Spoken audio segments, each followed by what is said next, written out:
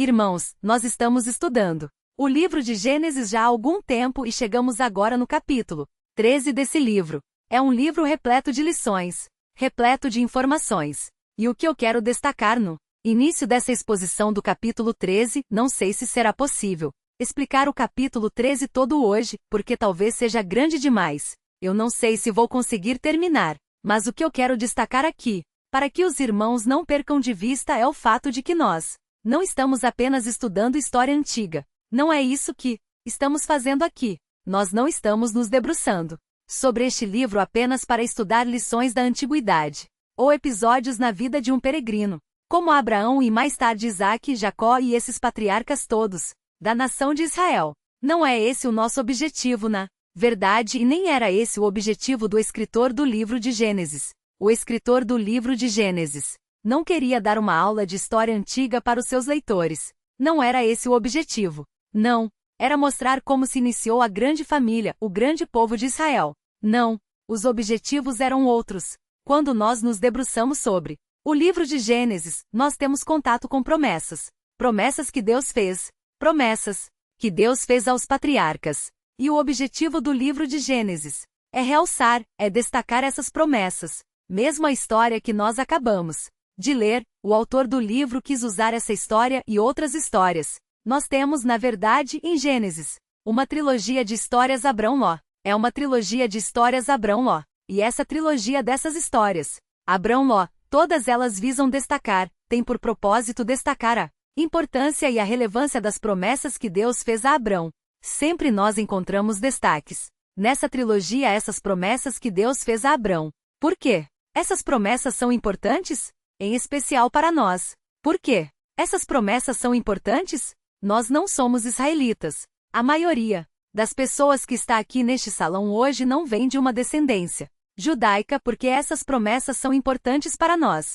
De que modo elas se relacionam conosco? Essas promessas são importantes para nós e elas se relacionam fortemente conosco porque entre elas existe uma que diz: em ti Abrão serão benditas, serão abençoadas todas as famílias da terra. E isso abrange todos nós. E quando nós pesquisamos a teologia bíblica, quando nós seguimos o fio da história bíblica e observamos os seus contornos, as suas voltas, as suas direções, nós então descobrimos que Deus escolheu um meio através do qual todas as famílias da terra seriam abençoadas por meio de Abraão. Como isso aconteceria? Isso aconteceria porque um descendente de Abraão um dia seria enviado ao mundo. Um descendente de Abraão, um descendente de Isaque, um descendente de Jacó, um homem da tribo de Judá, um homem descendente de Davi, um dia nasceria, viria ao mundo. E esse homem descendente de Abraão, ele seria o homem por meio de quem todas as famílias da terra seriam abençoadas.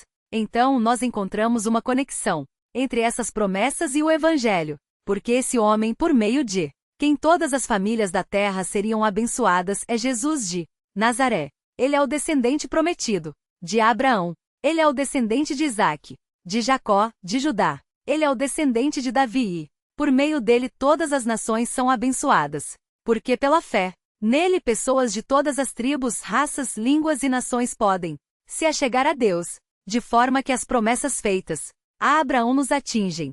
As promessas feitas de Abraão envolvem a longo prazo o Evangelho. E todos nós que cremos no Evangelho, acabamos por assim dizer, em nos tornarmos, nós nos tornamos. Assim o cumprimento das promessas feitas a Abraão, nós cumprimos. Quando Deus disse: em ti serão benditas todas as famílias da terra. Nós que não somos judeus, nós olhamos para isso e dizemos: isso se cumpriu? Em mim, eu não sou israelita, eu não sou descendente de Abrão, eu não sou de tribo nenhuma de Israel, mas eu fui abençoado por meio dessa promessa. O Senhor enviou o seu filho e fez com que seu filho nascesse da descendência de Abraão, nascesse da linhagem de Davi, e o seu filho foi enviado ao mundo. E ele, sendo homem descendente de Abraão e sendo Deus gerado pelo Espírito Santo no ventre de Maria, ele tomou sobre si as minhas iniquidades. Eu era culpado, mas ele tomou sobre si os meus pecados. Eu era culpado e ele tomou sobre si a minha culpa. E eu deveria morrer por causa dos meus pecados.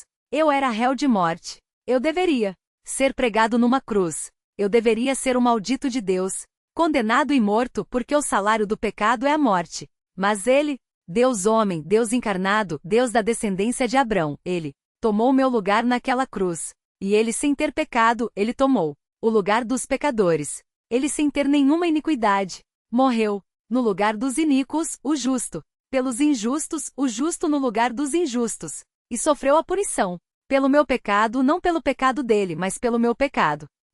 Agora todas as pessoas de todas as nações, de todas as etnias, de todas as raças, de todas as línguas, de todos os povos que olharem para ele, o descendente prometido de Abrão, e crerem nele são salvos. Recebem o céu como herança. Habitarão na terra restaurada que ele prometeu a Abrão. Serão participantes das promessas feitas a Abrão. Poderão experimentar certos elementos relacionados ao novo pacto que ele prometeu que fará com seu povo um dia. E por meio de todas essas coisas então, nós nos relacionamos com essas histórias. Essas histórias, de certo modo, são as nossas histórias. Esse texto que lemos e os outros que estudamos até agora são textos que estão mostrando a história da nossa salvação. Como Deus agiu para me salvar. Como Deus agiu ao longo dos séculos para salvar o Marcos Granconato. Como Deus agiu ao longo das eras para salvar o Mateus Matemático. Como Deus agiu ao longo das eras para salvar o Fernando Marcandali. Como Deus agiu ao longo das eras para salvar o Nicolás Borges. Então essa história é minha. É a minha história. É a história da minha redenção. Por isso é importante conhecê-la e aprender também as lições que são anexas a ela, porque essas lições são preciosíssimas demais para a nossa preservação e para o nosso crescimento. Quando nós olhamos para o capítulo 13, nós não nos deparamos com grandes desafios teológicos. Isso que é gostoso nos livros históricos. Os livros históricos não têm grandes nós, doutrinários e teológicos para nós desatarmos, que é muito difícil para um pregador desatar nós doutrinários durante um sermão. É mais fácil um pastor, um mestre da palavra fazer isso numa aula informal porque os alunos expressam ali as suas opiniões, eles manifestam as suas dúvidas, então o professor, mestre, o pastor ali, ele pode explicar e desenvolver ali o seu raciocínio com mais facilidade, com mais informalidade. Mas numa pregação formal como é o nosso, o modo como nós agimos no culto à noite, de manhã é diferente. De manhã é uma aula. De manhã temos uma aula aqui, aí os irmãos falam, participam, perguntam, tiram dúvidas. À noite não é assim. À noite é uma pregação formal, só eu falo à noite. Nunca ninguém levantando o pastor, quero falar, tem uma dúvida. Nunca acontece aqui domingo à noite, domingo de manhã acontece o tempo todo, mas à noite não. Então, quando no texto da noite aparecem nós teológicos, nós temos dificuldades porque eu tenho que explicar para os irmãos da melhor maneira possível porque os irmãos não terão oportunidade, pelo menos durante o sermão, de perguntar. Mas não é o caso aqui. Nesse texto não temos grandes nós teológicos, é uma história simples. É uma história fácil de entender. Para apresentá-la aos irmãos, eu a dividi em 4 etapas. São 4 pequenos capítulos dessa história maior, e eu então vou apresentar as 4 pequenas etapas desse capítulo maior para que os irmãos acompanhem com mais facilidade. A minha divisão é assim. Nos versículos 1 a 4, nós temos aí o retorno anelante. Que bonito esse nome, né? O retorno anelante. O que é um retorno? Todo mundo sabe. Anelante, que talvez seja um pouco mais difícil. Anelante é o retorno que anela, que espera algo, que aguarda algo, que deseja algo. É o retorno que nutre uma expectativa, um desejo. Nós temos isso nos versículos 1 a 4. O retorno anelante. Abraão tinha ido para o Egito e tinha permanecido lá. E nós descobrimos o que ele fez no Egito. Ele entregou Sara, sua mulher, para Faraó, mentindo, dizendo que ela era irmã dele. Ou pior, contando uma meia-verdade. Porque ela era irmã dele, mas meia-irmã. E ele conta só metade da história. E Faraó então é amaldiçoado por Deus e atacado com grandes pragas. E Abraão é quase que expulso do Egito por causa disso. E agora então nós temos o seu retorno para Canaã. E é um retorno anelante, é um retorno em que ele deseja algumas coisas. Depois nós encontramos nos versículos 5 a 7, nós encontramos uma contenda prenunciadora. Uma contenda prenunciadora. Eu nem sei se a palavra prenunciadora existe. Talvez seja prenunciante. Eu não sei. Se não existe prenunciadora. E se é prenunciante, os irmãos mudam aí. Ou se quiserem, aceitem O neologismo. Estou inventando uma palavra. A contenda pronunciadora. O que é isso? Sabemos o que é. Uma contenda. Mas essa contenda, ela pronuncia algo. É uma contenda que mostra algo que vai acontecer no futuro. É uma contenda que anuncia algo que virá amanhã. Ela pronuncia alguma coisa. Ela anuncia previamente alguma coisa. Então, se existe a palavra anunciadora, existe também a palavra prenunciadora. Assim eu faço essa suposição. Espero que exista, se não existe. Passe a existir agora. Nos versículos 8 a 13 nós temos a proposta confiante. Abrão faz uma proposta confiante. Ele propõe algo a Ló. E essa proposta que ele faz a Ló é uma proposta que mostra confiança. E veremos isso se Deus permitir, ainda hoje, se o Senhor permitir que cheguemos lá. E por último, a quarta etapa da história mostra a promessa animadora. Abrão poderia desanimar depois de tudo o que aconteceu, mas no meio dessa possibilidade dele desanimar, nós temos então uma promessa animadora que abrange os versículos 14 a 18. Vamos então olhar para o texto. Vamos olhar para a primeira etapa de Gênesis 13, vamos ver o retorno anelante. Vamos ver aí nos versículos 1 a 4, acompanhe aí a leitura. Veja aí o que diz o texto bíblico. Diz assim: saiu, pois, Abrão do Egito para o Neguebe. Notem, ele está voltando pelo mesmo caminho que ele foi. Ele segue pela mesma rota. O Negebi é o deserto do sul da Palestina. No sul da Palestina, há esse deserto chamado Negueb.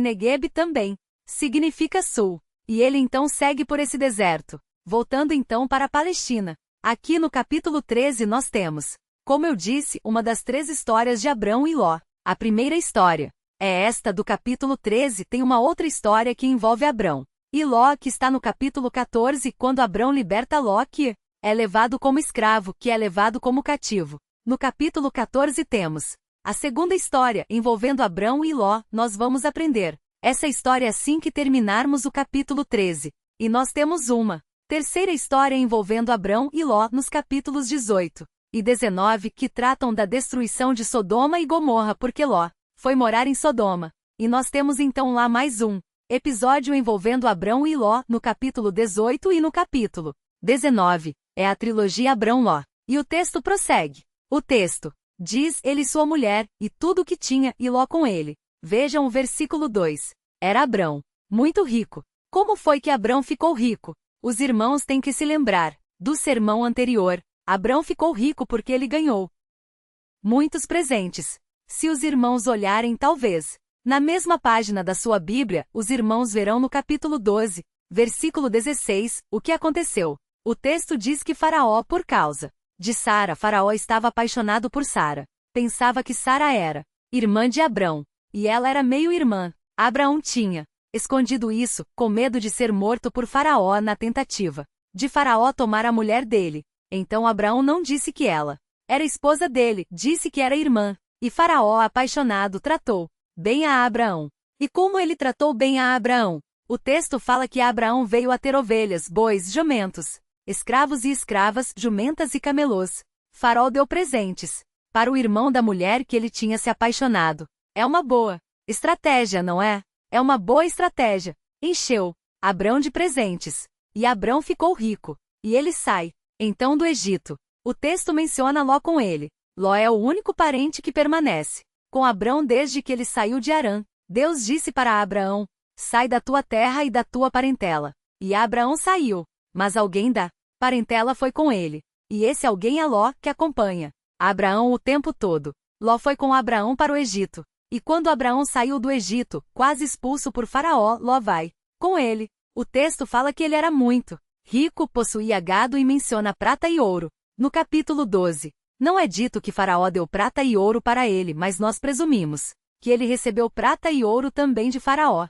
Abraão ganhou muitos presentes de Faraó. O versículo 3 diz: fez as suas jornadas do Negueb até Betel. Ele está fazendo exatamente o mesmo trajeto de volta. Ele tinha passado por Betel para ir para o Negueb e de lá ir para o Egito. Agora faz o trajeto de volta exatamente igual. Vai até Betel, até o lugar onde primeiro estivera a sua tenda, entre Betel e Ai. É o mesmo trajeto. E quando chegamos no versículo 4, o texto diz: até o lugar do altar que outrora tinha feito. Talvez o segundo altar que ele fez. Ele fez 2 altares até agora, na terra prometida. Esse aqui seria o segundo altar que ele fez. E aí Abraão invocou o nome do Senhor. Porque Abraão foi até aquele altar? O que estava na mente dele? Que o movia naquela direção. Ele saiu do Egito, fez o mesmo trajeto e foi até o lugar do altar. Por que ele foi para lá? O texto não fala. Nós olhamos para a história e não conseguimos vasculhar a mente de Abraão. Nós não conseguimos vasculhar as suas intenções, os seus objetivos. Mas nós podemos presumir o seguinte: Abraão, quando estava neste lugar, Deus tinha falado com ele. E é possível que Abraão tenha voltado àquele lugar nessa expectativa. Quem sabe o Senhor fale de novo comigo, quem sabe naquele lugar onde ele falou outra vez num outro momento, quem sabe ele fale novamente, quem sabe ele me ensine novamente, quem sabe ele não trabalha novamente e se manifesta novamente, talvez eu tenha novamente uma experiência especial com o Senhor naquele lugar, talvez naquele lugar o Senhor mais uma vez renove as suas promessas. Abraão certamente estava voltando ali porque era um retorno anelante. O Senhor falou aqui uma vez. Quem sabe na sua bondade ele não fala de novo. Quem sabe na sua bondade ele não renova de novo a minha esperança. As suas promessas, quem sabe? De novo ele não aquece o meu coração. É interessante essa provável expectativa de Abraão, porque parece que Deus age assim. Parece que Deus age dessa maneira, parece que existem lugares onde o Senhor nos fala mais de perto. Não estou falando de lugares físicos, mas de circunstâncias específicas. O Senhor trabalha no coração das pessoas de modo especial, muitas vezes em certos lugares.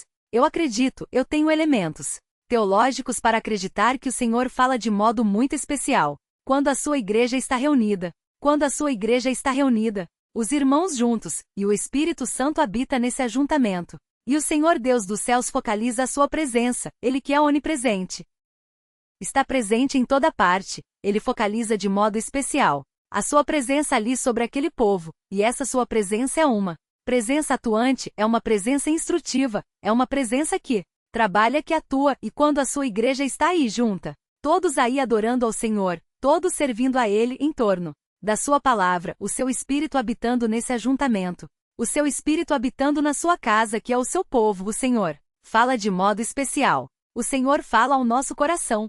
Quantas vezes estamos reunidos aqui e o Senhor fala ao nosso coração por meio de um hino? O Senhor fala ao nosso coração por meio de uma leitura bíblica que é feita pelo dirigente? Senhor fala ao nosso coração por meio da exposição da palavra de Deus que é feita todos os domingos aqui? Então por isso, muitas vezes nós buscamos a Deus na nossa vida particular, na nossa vida individual, mas outras vezes dizemos o seguinte: eu preciso ir à igreja, porque o Senhor me falou tantas vezes no meio ali do seu povo, o Senhor me falou tantas vezes durante aqueles cultos de adoração, durante aqueles atos de celebração. Quem sabe o Senhor não nos fala novamente, quem sabe, Ele não se manifesta de novo e me corrige, e me ensina, e me consola, e me dirige, e me conduz numa determinada direção. Quem sabe Ele não me livra de algo perigoso, quem sabe Ele não incute na minha mente um ensinamento que pode me salvar de perigos terríveis. Então eu vou até o lugar do altar, eu vou até o lugar da adoração, eu vou até o lugar onde o Senhor falou outras vezes, e ali então eu aguardo e digo: Senhor, fala comigo, ensina-me, trabalho em minha vida. É um retorno anelante. Então nós nos dirigimos para esse lugar. Não precisa ser aqui. Poderia ser outro. Não estou falando de lugar de concreto, de tijolo, não é isso que estou falando. Poderia ser outro lugar, mas nos dirigimos ao local onde a adoração coletiva é realizada, onde o povo santo se reúne, onde o Espírito Santo habita ali no meio do seu povo, onde a palavra é exposta, onde a adoração sincera é expressa, e ali o Senhor nos fala e nos ensina. E Ele não fala somente a nós. Ele fala a outras pessoas também. Ele fala a pessoas que não o conhecem. Aqui na nossa igreja temos um irmão em Cristo, o Leandro Boer. Ele é evangelista da nossa igreja. E ele conta a história particular dele. É uma história interessante. Ele estava desviado da verdade. Ele era o chefe dos ateus na faculdade. Era o chefe dos ateus na faculdade. Tinha raiva das coisas de Deus. Não queria se sujeitar a isso de forma nenhuma. Estava morando aqui na rua, num condomínio aqui embaixo. Ele passou aqui em frente. Perguntou para alguém: o que é isso aí? É uma igreja. Ele disse: eu vou entrar. E entrou e sentou. domingo de manhã, e eu estava pregando sobre 1 Timóteo, e preguei, normalmente. Ele foi embora, e ele disse, o que aconteceu hoje foi tudo coincidência. Esse pastor não me conhece, e as coisas que ele disse só atingiram o meu coração por pura coincidência. E a prova disso, eu vou mostrar na semana que vem, porque eu vou voltar na semana que vem, e vou provar que foi tudo coincidência. E voltou, e eu não sabia de nada, e eu preguei de novo, e ele foi embora dizendo não é possível isso. Não é possível, eu vou voltar de novo porque é tudo coincidência. Ele foi embora, e voltou de novo e a coincidência continuou e continuou e continuou. E foi indo as coincidências. Até que um dia ele quebrantado, destruído, doente ao quebrado, me procurou e disse, pastor, eu não aguento mais. Eu não aguento mais. Eu preciso voltar para casa. Eu preciso me reconciliar com Deus. Me ajude. Eu não aguento mais apanhar nessa igreja. Me ajude. Eu quero voltar para Deus. Ele voltou para o Senhor e está firme nos caminhos dele até hoje. É interessante notar, não é? Não era um retorno muito anelante. O anelo era outro, mas o Senhor da graça trabalhou na vida dele e falou ao seu coração. E ele passou então a frequentar a igreja com outros objetivos. Agora ele voltava anelando a ouvir a palavra que um dia eu trouxe de volta. Abrão parece motivado por isso também. Ele volta para o local de adoração, esperando que Deus fale com ele. E a história prossegue. Vejam a sequência da história. Nós temos no item 2, na parte 2, a contenda prenunciadora. Vejam aí o que o texto diz. Acompanhe aí a leitura desse trechinho que vai dos versículos 5 até o 7. Diz assim: Ló que ia com Abrão, também tinha rebanhos, gado e tendas. Notem, nós não sabemos como Ló ganhou tudo isso. O texto não explica como Ló enriqueceu. Nós sabemos como Abrão enriqueceu, mas nós não sabemos como Ló enriqueceu. Parece haver aqui a sugestão de que Ló enriqueceu porque estava perto de Abrão. Por quê? Porque nós vemos na sequência da história, nós vemos que à medida que Ló vai se afastando de Abrão, a sua vida vai caindo cada vez mais num buraco. Nós percebemos isso na história até o capítulo 19. À medida que Ló vai se afastando de Abrão, a sua vida vai afundando. Isso não é dito expressamente no texto, isso a história vai mostrando acontecer, de maneira que é possível que essa riqueza de Ló tenha sido decorrente do fato de ele estar perto de Abraão. Abraão estava sendo abençoado por Deus e Ló saindo da família ia sendo abençoado também.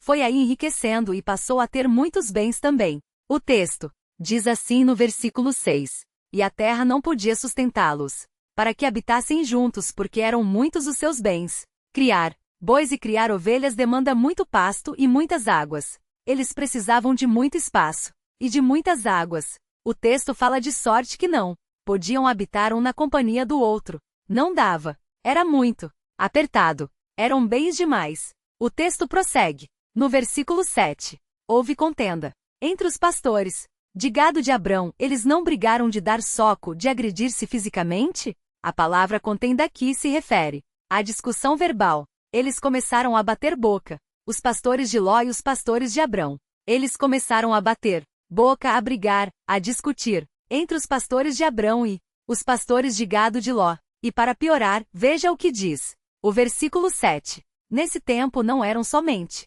eles que moravam lá. Tinha mais gente. Aliás, os primeiros moradores. A terra era habitada pelos cananeus e pelos ferezeus. Eles também precisavam da terra. Todo mundo apertado. Todo mundo ali. Não tinha água para todo mundo. Não tinha espaço para todo mundo. Abrão pegando metade. Ló a outra metade. Os cananeus. Os ferezeus ali, apertados com aqueles estrangeiros todos, cheios de cabritos, de ovelhas, de bois. Tinha que alguma coisa ser feita. E nós percebemos uma contenda surgindo. Por que essa contenda? É uma contenda prenunciadora. Porque nesse trechinho que nós lemos, nós percebemos o início de uma inimizade entre a casa de Abrão e a casa de Ló. E essa inimizade vai se perpetuar. É muito triste ver o que acontece com Ló. Ló não era um homem mau, mas é muito triste ver o que acontece com ele e com a sua descendência. Nós percebemos ao longo da história que Ló, depois que escapou da destruição de Sodoma, onde ele foi morar, nós aprendemos que Ló teve 2 filhos. E essa história é uma história chocante. É uma história que se encontra no capítulo 19, nos versículos 30 em diante. É uma história muito intrigante, muito incômoda. É uma história que nos incomoda. Nós não gostamos dessa história. Mas vejam o que diz o texto no versículo 30. O texto fala assim, Gênesis 19, 30, diz assim: Subiu Ló de Zoar, era a cidade onde ele morava, para onde ele fugiu, não onde ele morava, mas para onde ele fugiu na época da destruição de Sodoma, e habitou no monte, ele e suas 2 filhas, porque receavam permanecer em Zoar, a cidade que foi poupada da destruição, e habitou numa caverna. Vejam que coisa terrível. Um declínio aqui. Ele morava em campinas belíssimas. Depois ele começa a morar numa cidade, em Sodoma, e agora está morando numa caverna. Onde estão os bois? Onde estão as ovelhas? Onde estão as riquezas? Ele está morando numa caverna agora. Ele é um homem das cavernas. Voltou atrás. E o texto prossegue. E com ele, as 2 filhas, todas na caverna. Ló e as filhas morando numa caverna. Meu Deus, eu fico imaginando. Isso com as minhas 3 filhas. Seria um inferno morar numa caverna. Com as minhas 3 filhas. Seria um inferno, eu sumia. Para qualquer caverna pelo mundo afora. Mas não dá para imaginar. Isso aqui. É uma miséria gigantesca isso. Aqui. Sem condições. Isso é menor condição. Mas notem. A desgraça piora. A tragédia é maior. Prossegue o texto. Então a primogênita disse a mais: Moça, nosso pai está velho e não há homem na terra que venha unir-se conosco segundo o costume de toda a terra. Vem, façam-no beber vinho, deitemos-nos com ele e conservemos a descendência de nosso pai. Vejam a tramóia dessa moça que convence a sua irmã mais nova a fazer isso. Naquela noite, pois, deram a beber vinho a seu pai, e entrando a primogênita, se deitou com ele sem que ele o notasse nem quando ela se deitou nem quando se levantou. No dia seguinte, disse a primogênita, mais nova: deitei-me ontem à noite com o meu pai. Demos-lhe a beber vinho também esta noite. Entra e deita-te com ele para que preservemos a descendência de nosso pai. De novo, pois, deram aquela noite a beber vinho a seu pai, e entrando a mais nova se deitou com ele, sem que ele o notasse nem quando ela se deitou nem quando se levantou. E assim as 2 filhas de Ló conceberam do próprio pai, diz o texto. A primogênita deu à luz um filho e lhe chamou Moabe. É o pai dos moabitas, inimigos perenes de Israel, até o dia de hoje. A mais nova também deu à luz um filho e lhe chamou Ben-Ami. É o pai dos filhos de Amon até o dia de hoje. É o pai dos amonitas, outro povo inimigo de Israel. Ló concebeu 2 povos que para sempre foram inimigos de Israel. Os irmãos devem se lembrar na história do Êxodo que o povo de Israel, quando estava indo para a terra prometida, houve um povo que contratou o profeta Balaão para amaldiçoar o povo de Israel. E o profeta Balaão foi até lá e não conseguiu amaldiçoar o povo porque Deus proibiu. Quem foi o povo que contratou o profeta Balaão? Quem foi? Foram os moabitas.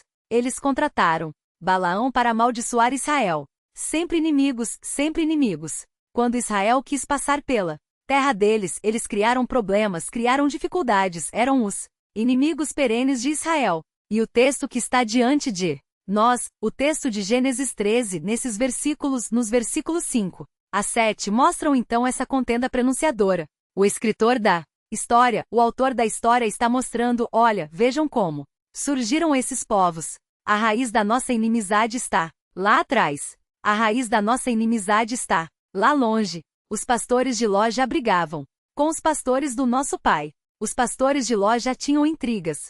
Já tinham contendas com os pastores de Abraão, nosso pai. De modo que as nossas casas sempre são inimigas. Em Deuteronômio, quando nós lemos no capítulo 23, nós vemos restrições para que os moabitas e amonitas jamais sejam recebidos na casa, no templo do Senhor. Há restrições. E esse texto mostra por quê. Há uma inimizade antiga entre as 2 nações. Esses povos são povos que nos atrapalharam, são povos que se tornaram nossos inimigos e tentaram destruir a nossa felicidade e a posse da nossa terra. Por isso, esse trechinho, dos versículos 5 a 7, apresenta essa contenda prenunciadora. Mas o texto prossegue e nós chegamos na terceira etapa do texto. E essa etapa é talvez a etapa principal. Talvez o objetivo do texto seja chegar nesse ponto. Esse é o ponto da divisão. Nós vemos aqui a proposta confiante de Abraão. Vejam o que diz o Texto, observem, acompanhem comigo aí o texto que diz no versículo 8. Disse Abraão a Ló: não haja contenda entre mim e ti, e entre os meus pastores e os teus pastores, porque somos parentes chegados. Abraão apelou para os afetos de parentesco. Isso funciona às vezes, não é verdade? Quando você apela para os afetos de parentesco, os zelos de parentesco, você diz: eu sou seu irmão, sou seu filho, sou seu pai, sou seu tio, sou seu primo, sou seu sogro. Bom, você falar seu sogro piora a situação. Mas geralmente quando apela para o lado do parentesco, a coisa abranda um pouco por causa dos nossos afetos naturais. E Abraão percebeu isso, é a psicologia de Abraão. Abraão é um homem inteligente, ele sabia que os laços de sangue são laços que envolvem afetos, então ele apela. Para isso ele diz: nós somos parentes chegados, você é meu sobrinho, você é filho do meu irmão. Então não vamos brigar. Nós somos parentes próximos, não convém que sejamos inimigos. E nem os meus pastores sejam inimigos dos seus pastores. Vamos fazer as pazes, não vamos entrar em contendas. Ele diz: nós somos parentes chegados. Versículo 9. Acaso não está diante de ti toda a terra? Peço-te que te apartes de mim. Aqui é o momento em que aquela ordem sai da tua terra e da tua parentela. Parece que isso se consuma aqui agora. É o elo final. É cortado o elo final. Agora nem com Ló eu tenho mais conexão. Ló vai embora. É meio triste. Isso. Às vezes o homem de Deus tem que fazer isso. Às vezes o homem de Deus tem que cortar certas conexões. Por mais que ele ame algumas pessoas, muitas vezes o homem de Deus, para preservar a sua santidade, para preservar a sua vida com Deus, para preservar a sua saúde espiritual, tem que cortar algumas pessoas. Tem que sair da sua parentela. Às vezes. Como é triste isso. Como é triste. Isso. Tem que deixar amigos de lado. Tem que dizer: não é possível mais andarmos juntos.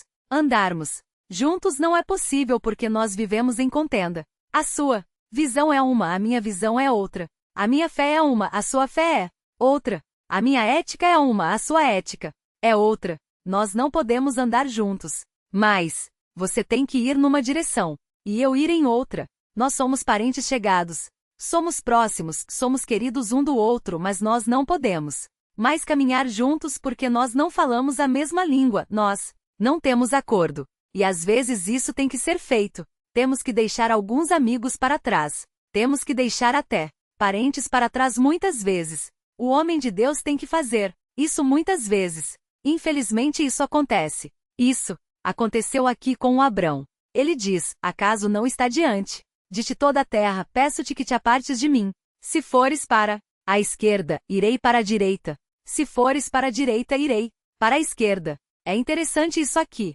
Por quê? Abrão está agindo como se fosse dono da terra. Abrão era dono da terra? Era? Ele era dono da terra ou não? Era? Ainda não. Deus iria dar a terra para ele. Mas o que é interessante notar é que ele age como dono. Por que ele age como dono? Por quê? A sua fala é o que nós chamamos de uma fala prolética. É uma fala que dá a impressão que o futuro já começou. Desculpem se eu estou copiando alguma música aí. Nós estamos na época disso, né? O futuro já começou. A sua fala é assim. A sua fala é uma fala prolética. É como se o futuro já começou. Ele age como dono. E uma fala prolética como essa, uma fala que considera o futuro como se já tivesse começado, é uma fala de fé. Abraão diz: eu não sou dono ainda, mas eu ajo como dono. Eu ajo como dono. Porque eu ajo como dono. Porque Deus prometeu que eu serei dono. E se Deus prometeu que eu serei dono, eu posso confiar. Essa terra vai ser um dia minha. Sim. Então Ló pode escolher o pedaço que você quer. Pode escolher. Tudo aqui é meu. Fique à vontade, escolha o pedaço que você quiser, eu dou. E então nós temos aí uma manifestação da confiança de Abraão na promessa de Deus. Deus disse: toda a terra será sua. E Abraão age assim agora. E aí? Nós chegamos no versículo 10. Esse versículo 10 é extraordinário. Ao meu ver, é um versículo, de todos os versículos que eu li nesse capítulo e que eu estudei ao longo da semana. Esse versículo 10 foi o que eu mais gostei. Eu gosto da dinâmica. Eu sou muito atraído pela dinâmica literária das coisas. Eu quando leio livros de literatura portuguesa ou boas traduções de literatura estrangeira, e eu vejo as construções dos escritores, a criatividade deles, o uso das palavras, a construção das frases, o ritmo que é dado à leitura. Eu percebo que o bom escritor coloca ritmo na leitura. Você lê, a leitura vai fluindo. Gostoso. Há uma cadência. Há uma boa combinação entre as palavras. Há movimento. Há uma cena em andamento. Quando eu vejo o versículo 10, eu vejo isso. O texto fala, levantou lá os olhos. Olha que coisa linda isso. Do ponto de vista da estética literária. Levantou lá os olhos. E viu. Tem que colocar um fundo musical nisso. Tem que colocar um fundo musical nisso aqui. É muito lindo. Isso. Levantou-lo aos olhos e viu. É um momento sublime. E o que ele viu? Então começa uma descrição idílica. Uma descrição paradisíaca. Nós ficamos como que enfeitiçados no começo dessa descrição.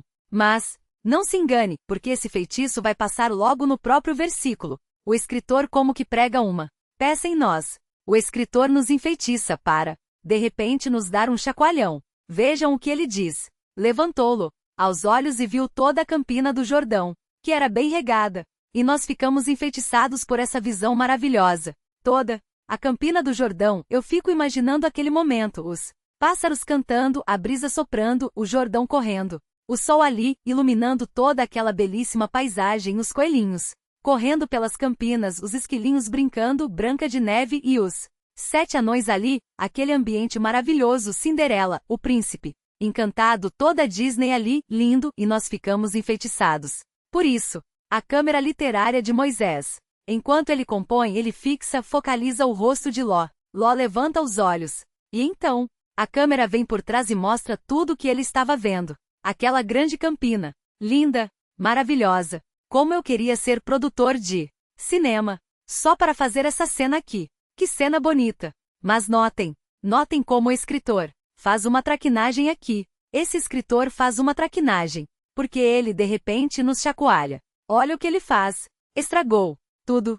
Estava tão gostoso. Veja o que ele faz aqui. O texto diz assim: antes de haver o Senhor destruído Sodoma e Gomorra. A música mudou, né? Estragou tudo. O que ele fez aqui? Ele embutiu no meio desse encanto uma verdade dura. Ele disse o seguinte, ele embutiu na mente do leitor uma verdade difícil. Ele disse o seguinte: vejam, é uma imensa beleza, é uma beleza real, é uma beleza encantadora, mas é uma beleza condenada. Meu Deus, ela é real a beleza? Ela é autêntica? Ela realmente nos enfeitiça? Mas é uma beleza condenada. Eu não posso me esquecer disso. Eu não posso me esquecer disso. Quando eu levanto os meus olhos e vejo toda a beleza à minha frente e todos os atrativos que o mundo oferece, eu não posso perder isso de vista, porque realmente os atrativos deste mundo são belíssimos, são reais, são palpáveis, são prazerosos, mas eu tenho que lembrar que é uma beleza condenada. E o escritor nos assusta aqui com essa realidade. Jovens que estão aqui, jovens que estão aqui, aprendam com a retórica. Jovens que estão aqui, aprendam com o artifício literário de Moisés. Aprendam com isso. Aprendam a mesclar na visão da beleza a certeza de que a beleza deste mundo, dos atrativos deste mundo, dos apelos deste mundo, dos convites deste mundo é uma beleza condenada. Coloque isso na cabeça. É o que o autor bíblico quer nos mostrar aqui. Mas vejam a sequência. Ele não quer perder o fio da meada. Ló continua enfeitiçado. Ele não quer perder o fio da meada. A história vai continuar. O feitiço continua. Vejam o que vem depois dessa afirmação. Ele diz assim, voltando a falar sobre a visão de Ló, como jardim do Senhor. Que jardim do Senhor é esse? É o Éden, a campina do Jordão. Era como o jardim do Éden, lindíssimo, podem imaginar isso? E prossegue. Como a terra do Egito, como quem vai para Zoar, era uma região extremamente fértil, extremamente regada. O Egito era fonte de ricos recursos naturais e Ló viu tudo isso. O que temos aqui então? Nesse versículo, em termos de construção literária, nós temos um sanduíche. Como assim um sanduíche? Você tem a afirmação da beleza da terra, depois embaixo outra afirmação da beleza da terra, mas existe um recheio no meio. Qual é o recheio que há no meio?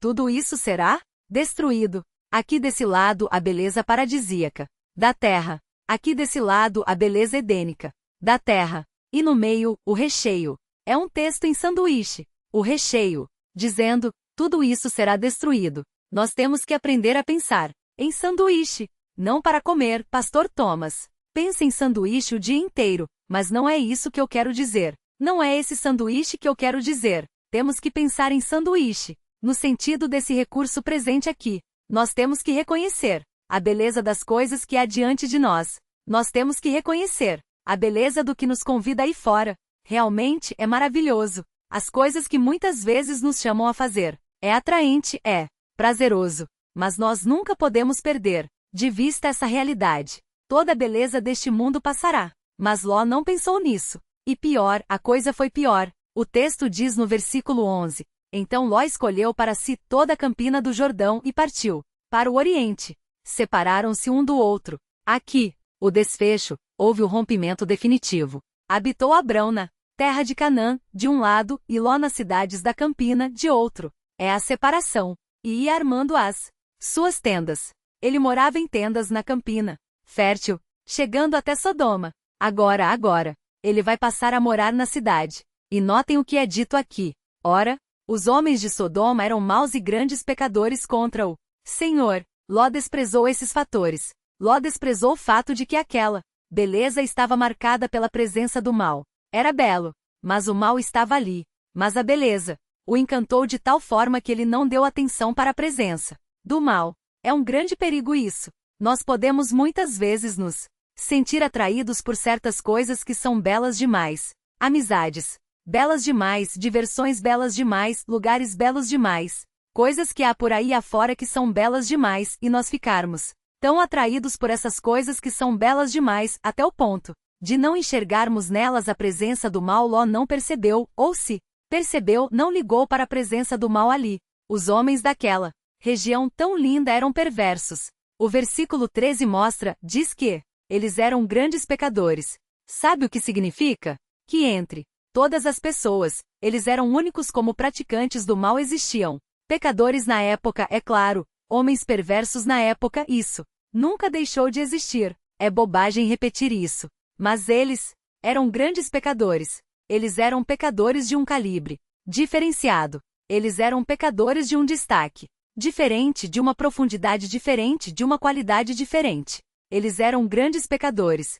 Mas Ló, encantado com a beleza de tudo, não percebeu o mal presente ali. Como isso pode acontecer com alguém hoje? Quantas vezes, quantas vidas eu já vi se perderem, quantos jovens eu já vi se perderem, se associando a grupos bonitos, amigos, especiais, queridos, legais, e eles não puderam perceber, na beleza daquele grupo, na beleza daquela amizade, não puderam perceber o mal presente ali, e foram para as campinas bonitas, sem perceber o mal presente ali. Quantas vezes os crentes são atraídos por coisas belas, por coisas atraentes, por envolvimentos que são bonitos, lazer, certos trabalhos, certas amizades, são atraídos por essas coisas vendo a beleza disso e não percebem o mal presente ali. Eu vi ao longo do meu ministério coisas tão tristes. Eu vi crianças tendo suas vidas desgraçadas porque os pais viram a beleza das campinas e, encantados pela beleza das campinas, não viram o mal presente ali. Eu vi crianças que os pais diziam o seguinte: nós não vamos levá-los à reunião das crianças e aos trabalhos da igreja, porque nesse dia tem aniversário da escolinha. Não pode faltar aniversário para a igreja. Não. O aniversário é importante, mas é a igreja. A igreja é meio desanimada, aquele grupinho, a criança precisa se divertir. Mas com quem essa criança vai estar? Com que amiguinhos vai estar? São todos são pessoas de bem. São crentes. Não são crentes, mas são todos pessoas de bem. São filhos de médicos. São filhos de empresários. São filhos de grandes profissões. Boas famílias. Então não há problema nenhum. As campinas são lindas, não há problema nenhum. E substituíam as atividades da igreja pelas festinhas de aniversário das crianças, onde havia Coca-Cola e Guaraná. Mas essas crianças foram crescendo, e as festinhas continuaram. Não há problema. São filhos de médicos, de advogados, de empresários, de pessoas de bem. Não há problema. As campinas são lindas. E as festinhas continuaram. E os filhos dos médicos, dos empresários e das pessoas de bem foram crescendo. E nas festinhas, não havia mais Coca-Cola, e nas festinhas não havia mais Guaraná. Nas festinhas as bebidas mudaram, mas são pessoas de bem. É o filho do médico, do advogado, do empresário.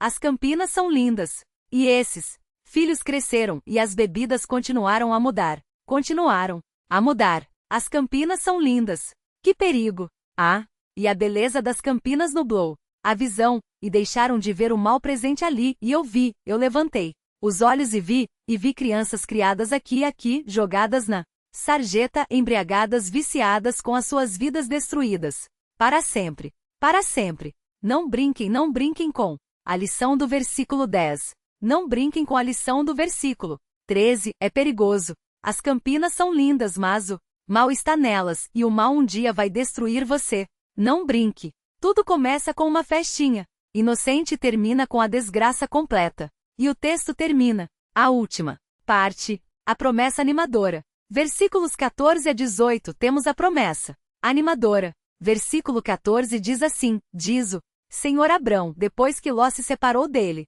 Veja agora isso. Esse escritor é extraordinário. Mesmo. O que ele faz agora? Vocês já pegaram? Já pegaram a jogada literária? Sim ou não? Vocês têm que aprender para ter essas sacadas. Perceberam? Disse o Senhor a Abrão, agora é diferente. O que ele disse? Ergue os olhos. Aí só quer dizer, irmão, me dá vontade de chorar. Me dá vontade de chorar. Abrão, agora é a sua vez. Ergue os olhos. Ló já ergueu seus olhos. Foi o olhar da cobiça, foi o olhar dos prazeres, do interesse pessoal, do egoísmo, da busca pela realização pessoal, da busca pelo que é bom para mim, da busca da beleza mesmo, com o mal presente nela. Mas agora é diferente.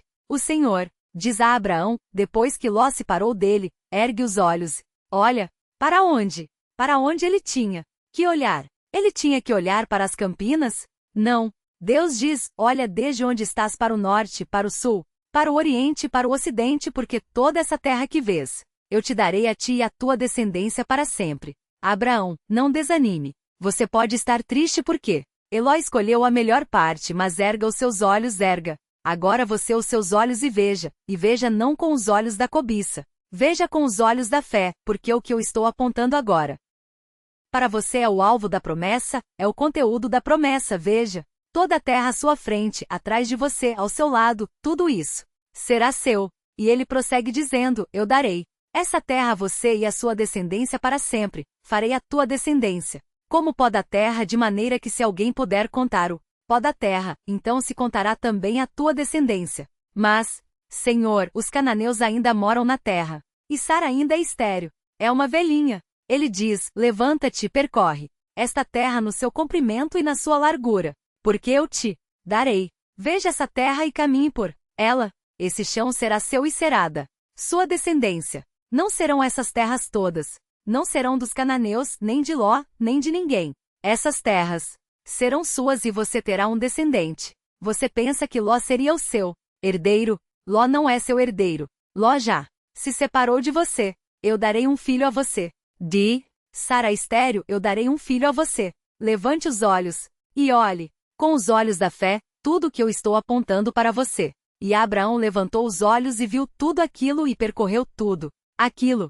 Versículo 18 diz, e Abraão, mudando as suas tendas, foi habitar nos carvalhais de Manre, que estão junto a Hebrom, e ali levantou um altar ao Senhor e disse, eu creio no que Deus disse e eu adoro por isso agora. Eu não fico atraído pelas belezas que há ao meu redor, eu creio na promessa, e crendo na promessa, eu adoro o meu Deus, mesmo sem ter. A promessa está presente e eu vou adorá-lo, mesmo antes da promessa se cumprir. Eu estou com o pior da terra, estou com a parte seca, estou com a parte que não tem tantas fontes como Ló tem. Mas eu sei que um dia tudo isso vai mudar. Eu sei que um dia eu, como alvo da promessa de Deus, desfrutarei de tudo, não só de uma parte.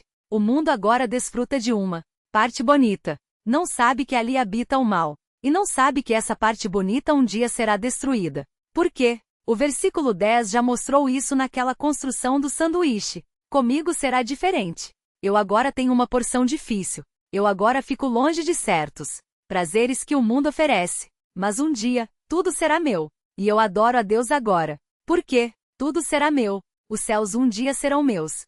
As estrelas um dia serão minhas. As montanhas um dia serão minhas. As praias, os mares, as ilhas. Tudo, tudo, tudo será meu, será nosso, seremos herdeiros de todas as coisas. Todo o universo e reinaremos com o nosso Senhor para sempre sobre todas as coisas. Eu posso levantar os meus olhos e olhar tudo ao meu redor e dizer: eu sei que eu sou herdeiro de tudo, um dia tudo será meu. Hoje essas pequenas porções, atraentes, é verdade? Podem ser desfrutadas por essas pessoas que não sabem que o mal ainda está lá, e que um dia vão amargar a desgraça do fim de tudo isso. Mas eu não, eu posso levantar os meus olhos e olhar para tudo com os olhos da fé, e saber que quando tudo isso passar, quando toda essa antiga ordem passar, eu serei herdeiro de tudo e reinarei para sempre sobre todas as coisas com o meu Senhor. Por isso eu posso adorá-lo desde já, posso fazer um altar agora aqui, neste lugar, posso estar com os meus irmãos,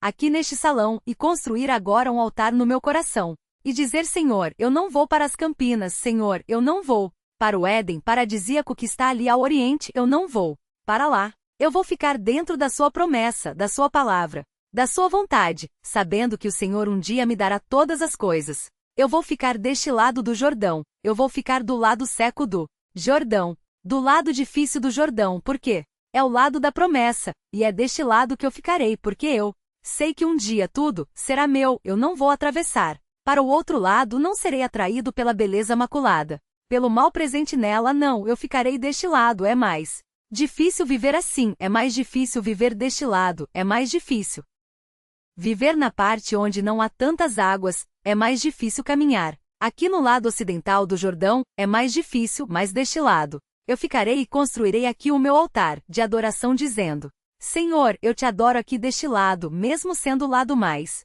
difícil, o lado da zombaria, o lado da rejeição, o lado da perseguição, eu ficarei deste lado aqui, o lado da perda das amizades, o lado da separação, eu ficarei deste lado e adorarei ao Senhor aqui, sabendo que tudo vai passar e um dia tudo será meu, e eu serei herdeiro de todas as coisas por meio de Jesus. Esse é o cristão de verdade. Ele não se ilude com seus olhos, ele olha com os olhos da promessa, e não com os olhos da carne e do interesse pessoal. Vamos orar. Senhor Deus, obrigado por esse capítulo especial. E guarda-nos, Senhor, guarda-nos, para que nós não sejamos levados pelas atrações que nos cercam, para que nós amemos as suas promessas, e permaneçamos sempre com elas. Permaneçamos sempre com os nossos olhos fixados nelas, sabendo a Deus que as belezas que há por aí que nos convidam são belezas fadadas à destruição e que o mal está no meio delas. Ajuda-nos, portanto, a permanecermos deste lado do Jordão, onde é mais difícil, é verdade, mas onde estão